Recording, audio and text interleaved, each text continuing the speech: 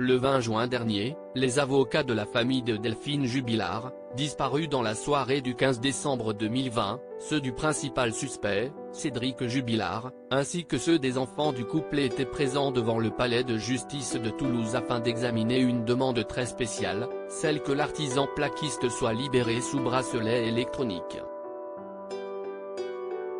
À la fin de cette audience, tenue à huis clos, les hommes et femmes de loi ont ainsi partagé leurs opinions sur cette éventualité. Comme l'a rapporté Melaure Bouguet, avocat de Louis et Elia Jubilard, au site Actu. FR, d'ici quelques mois, l'homme toujours présumé innocent dans cette affaire devra répondre des charges qui pèsent à son encontre, devant une cour d'assises, d'ici quelques mois. Pourtant, l'optique qu'il soit libéré avant le procès pourrait potentiellement contrecarrer les plans de la justice. On pourrait imaginer qu'il puisse comparaître librement, a poursuivi l'homme de loi.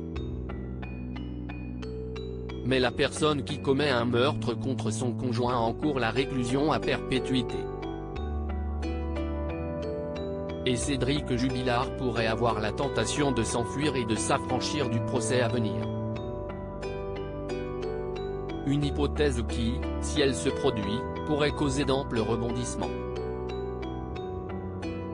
Supérieur à lire, minute par minute, Delphine Jubilard, retour sur le jour où elle a disparu. Delphine est-elle morte? Maître Bouguet en est convaincu toujours auprès des journalistes présents devant le palais de Toulouse, mardi 20 juin, Maître Bouguet s'est ensuite un peu plus penché sur l'avenir de cette affaire judiciaire. D'après ses dires, les choses empruntent une dimension têtue. Après toutes ces années d'investigation, le corps l'infirmière cagnacoise n'a toujours pas été retrouvé. Un manque de corps et de preuves qui ont conduit les enquêteurs à supposer que Cédric Jubilard a véritablement tué son épouse et caché son corps. Chaque jour qui s'écoule, c'est la certitude que Delphine a connu un sort funeste puisqu'elle n'est pas réapparue et nous pouvons douter qu'elle ne le fasse jamais, a ajouté l'homme de loi. Crédit photo, capture d'écran BFM TV.